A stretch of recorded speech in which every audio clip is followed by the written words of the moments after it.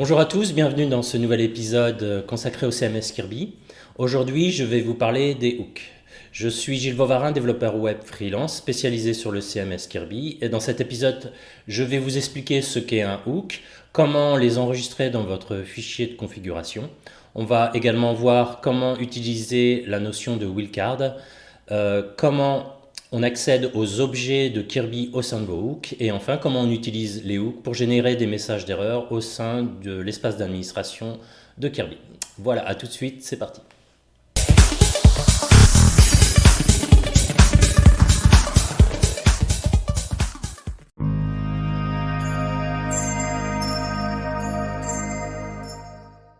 Que sont les hooks ?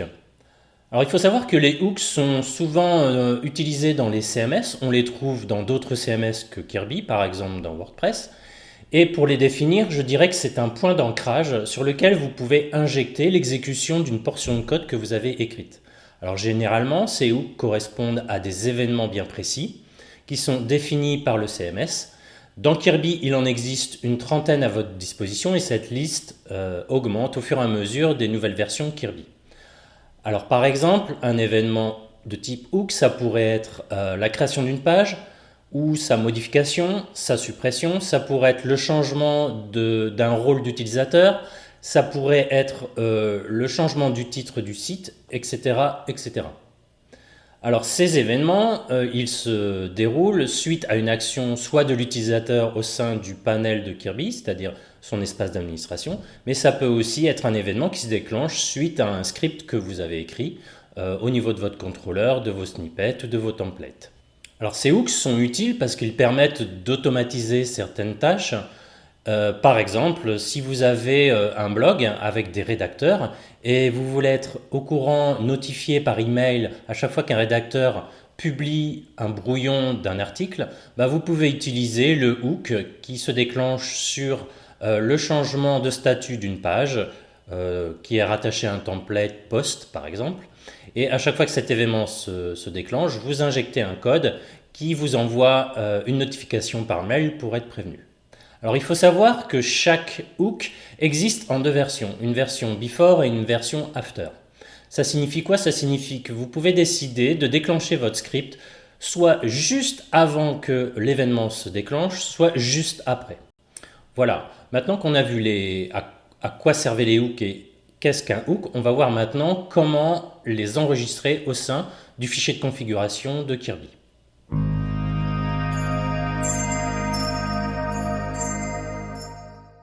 Comment utiliser les hooks ? Alors si vous voulez déclencher une portion de code sur un hook bien précis, il va falloir l'enregistrer au niveau du fichier de configuration qui, je le rappelle, se trouve dans le dossier site dossier config /config.php. Au sein de ce fichier, vous avez un tableau multidimensionnel dans lequel vous allez définir des options qui vont vous permettre d'enregistrer ce hook, de dire sur quel hook vous voulez déclencher votre script et de définir justement votre script. Vous pouvez aussi déclarer des hooks dans vos plugins, mais je n'aborderai pas ce point dans cet épisode. Donc maintenant, je vais vous montrer à quoi ça ressemble au niveau du code. Vous pouvez vous référer à mon article.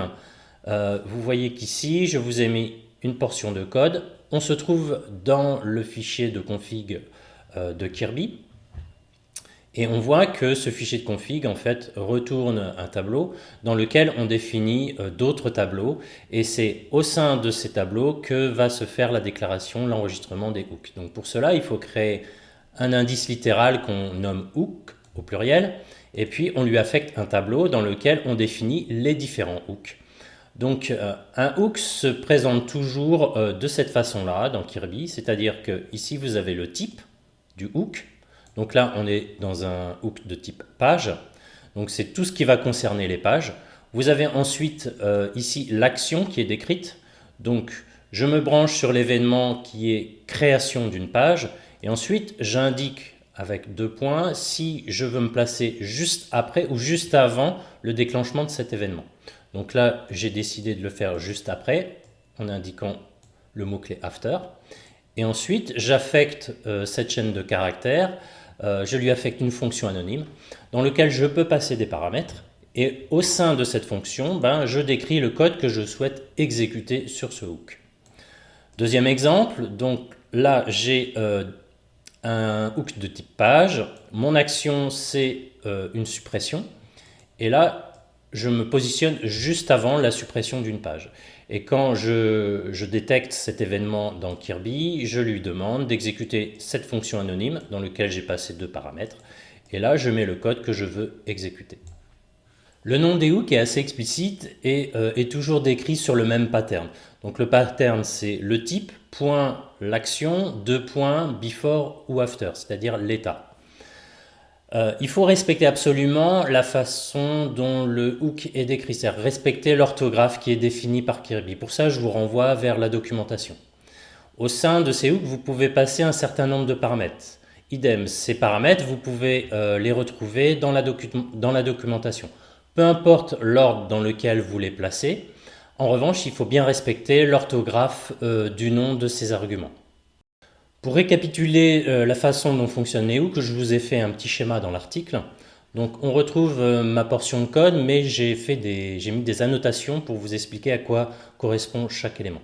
Donc là, on est dans le fichier config.php, qui je rappelle doit se situer dans le dossier site/dossier config. Au sein de ce dossier de configuration, on peut mettre tout un tas d'informations, notamment l'enregistrement des hooks.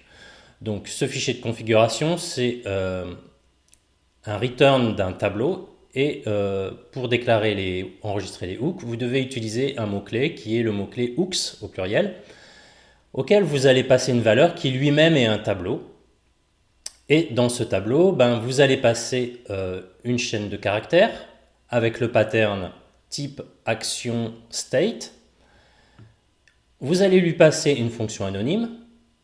En fonction du type de hook, vous regardez dans la documentation, vous saurez quel type de paramètres vous aurez accès. Respectez bien l'orthographe. Et au sein du tableau qui a pour indice hooks, vous pouvez enregistrer plusieurs hooks. Si vous voulez utiliser plusieurs hooks, c'est tout à fait possible. Voilà, donc là je vous ai mis des annotations pour redécrire l'ensemble des choses. Ici vous avez le tableau générique du fichier de configuration. Ici vous avez le tableau qui va correspondre spécifiquement à l'enregistrement des hooks. Ensuite vous avez la déclaration de vos différents hooks. Vous avez à l'intérieur des fonctions anonymes le code que vous voulez déclencher sur ces hooks. Et les hooks sont toujours décrits de cette façon-là. Donc sur quoi j'interviens. Ça peut être une page, ça peut être un fichier, un utilisateur. Quelle action, donc une suppression, une mise à jour, une création, un changement, etc. Et puis ensuite, le state, c'est-à-dire est-ce que je déclenche mon propre script juste avant cet événement ou juste après. Donc là, vous n'avez que 2 mots-clés à utiliser qui sont before ou after. Voilà, maintenant je vais vous parler des wildcards de hook. Si vous souhaitez exécuter une portion de code sur un type de hook, mais sur toutes les actions de ce hook, vous pouvez par exemple utiliser ce qu'on appelle un wildcard de hook. Alors pour que ce soit plus concret, je vais vous montrer un exemple. Ici, dans mon article, j'ai enregistré un hook. J'ai choisi de le faire sur le type hook page, c'est-à-dire je veux que mon code se déclenche à chaque fois qu'il se passe quelque chose sur les pages. Et puis au lieu de définir une action précise, ici j'ai remplacé cette action par une étoile, c'est mon wildcard. Et ensuite j'ai indiqué l'état sur lequel je voulais que ça s'exécute et j'ai choisi after, donc juste après l'événement. Donc cette petite étoile, elle signifie que quelle que soit l'action qui est exécutée sur une page, je veux que ici mon code se déclenche. Donc quand une page est supprimée, ou quand une page est updatée, ou quand je change le nom de la page, ou quand je change le statut de la page, bref, toutes les actions qui sont disponibles dans Kirby, je veux en indiquant ce wildcard que mon hook se déclenche et que mon code soit exécuté. Alors il faut savoir que le wildcard peut être utilisé sur soit le type, soit l'action, soit l'état du hook. Par exemple, ici, j'ai décidé que le wildcard s'effectuerait sur les actions. Ici, j'ai décidé que le wildcard s'exécuterait sur l'état, c'est-à-dire que je veux que mon code s'exécute juste avant et juste après d'un type de hook sur une action bien précise. Je peux aussi utiliser mon wildcard sur deux éléments du pattern du hook. Donc par exemple ici, je définis un type bien particulier, par exemple page ou user, et je veux que mon code s'exécute quel que soit le type d'action et quel que soit le type d'état, before ou after. On peut également mettre le wildcard sur le type, c'est-à-dire que quel que soit le type, donc une page, un utilisateur ou autre chose, je veux que mon code s'exécute. Par contre, j'indique une action précise, par exemple à chaque fois qu'il y a une suppression, suppression d'un utilisateur, suppression d'une page, et je veux que ça se fasse sur un state bien précis. Vous pouvez comme ça faire toutes les combinaisons, vous pouvez même mettre un wildcard tout simple. Là, ça veut dire que vous exécutez votre code sur tout type de hook, sur tout type d'action et sur tout type d'état. Je vais maintenant vous parler de l'objet event. C'est un objet qui est fourni par Kirby que vous pouvez passer en paramètre de la fonction anonyme que vous attribuez à votre hook. Cet objet event, il est intéressant parce qu'il va vous donner un certain nombre d'informations sur votre hook. Alors, je vais vous montrer un exemple de code dans mon article. Ici, je suis dans mon fichier de configuration. J'ai enregistré un hook, page create before, donc qui me permet de surveiller lorsqu'une page est créée et de me placer juste avant la création de cette page. Je passe ici comme valeur une fonction anonyme dans laquelle je passe un paramètre event. Alors dans cet objet event, je vais ensuite pouvoir dans mon code récupérer un certain nombre d'informations comme le nom, le type, l'action, l'état de ce hook. Alors ça peut être intéressant dans certains cas précis. Jusqu'ici, on a vu comment déclencher son script sur un hook très précis, c'est-à-dire sur une action, un type et un état très précis du hook.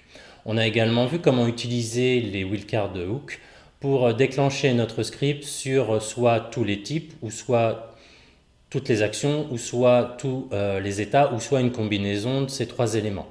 Maintenant, qu'en est-il si je veux déclencher mon script uniquement sur des actions bien précises d'un hook? L'objet event peut nous y aider.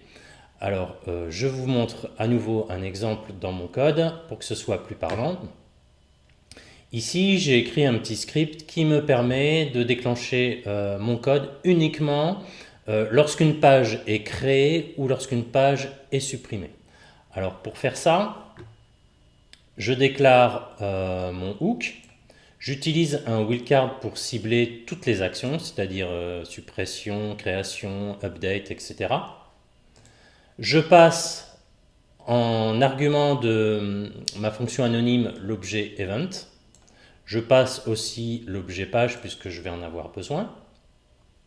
Et puis j'utilise une instruction if dans laquelle je teste à l'aide de la fonction inInArray si dans mon objet event, je récupère comme action soit create, soit delete. Si l'action est différente de create ou delete, à ce moment-là, je retourne mon résultat sans rien faire. Donc je n'exécute pas mon code. Si ce n'est pas le cas, ça veut dire que l'action qui est déclenchée, c'est soit create, soit delete, et à ce moment-là, j'exécute mon code et je renvoie le résultat. Voilà, ça c'était un exemple de l'utilisation de event. Vous pouvez l'utiliser pour plein d'autres cas. Ça dépendra de votre besoin et de votre projet. Maintenant, nous allons voir comment au sein des hooks accéder aux objets Kirby, Site et User. Au sein du code que vous voulez exécuter sur un hook, vous allez avoir besoin de récupérer vos données issues de Kirby et de faire un traitement dessus. Alors pour pouvoir faire ça, il va falloir accéder aux objets Kirby. Comment accéder aux objets Kirby au sein d'un hook? En fait, il va falloir utiliser un mot-clé qui est le mot-clé this, $this. Le mot-clé $this correspond en fait à l'objet Kirby. Depuis l'objet Kirby, vous pourrez ensuite obtenir l'objet site, puis à partir de l'objet site, vous pourrez accéder à ses enfants, c'est-à-dire à des pages directes et aux sous-pages. Vous pourrez aussi accéder depuis l'objet Kirby au user par exemple, et puis récupérer un user particulier. Donc là dans mon article, je vous ai mis quelques exemples de code. Donc là, ici, par exemple, this correspond en fait à l'objet Kirby. Vous pouvez l'affecter à une variable Kirby. This flèche site parenthèse vous donne accès à l'objet site. This flèche user parenthèse, lui, vous donnera accès à l'objet user. Alors, par exemple, dans un hook, voici comment je peux l'utiliser. Ici, je déclare un hook page create after, donc ça veut dire que je surveille la création des pages et je me place juste après cet événement. Et quand cela se produit, je peux, avec le mot-clé this, accéder donc à l'objet site que j'affecte à une variable que j'appelle site. Et maintenant, depuis ma variable site, je peux récupérer les enfants directs, donc en fait des pages, et puis filtrer ces pages pour obtenir que les pages de type projet, c'est-à-dire les pages qui sont affectées au template projet. Donc voilà comment récupérer les objets Kirby au sein de vos hooks, donc en utilisant le mot-clé this. Maintenant, je vais vous parler de la gestion des erreurs et comment utiliser les hooks pour gérer des erreurs dans vos formulaires de panel. Alors, dans le panel, vous pouvez déclarer les champs que vous souhaitez. Et quand vous déclarez un champ, vous pouvez passer une option qui est l'option required. Ça veut dire quoi? Ça veut dire que ce champ est indiqué comme obligatoire. Mais sur le plan UX, visuellement, ça va se présenter de la façon suivante, c'est que votre champ, au moment de valider, s'il est resté vide, il va s'entourer d'un halo rouge et le label dispose à côté, en haut à droite, d'une petite étoile qui indique que ce champ est obligatoire. Alors, quand l'utilisateur ou l'utilisatrice oublie de remplir ce champ, l'aspect visuel n'est pas forcément super évident. Donc, pour rajouter le fait que le champ n'a pas été rempli, vous pouvez utiliser une modale. Et pour utiliser une modale, au sein d'un hook, on va utiliser un objet exception de la façon suivante. Donc je vous montre ici dans le code, ça va être un peu plus clair. Ici, je suis dans mon fichier de configuration. Donc j'ai mon tableau de hook. Là, j'enregistre le hook page create after.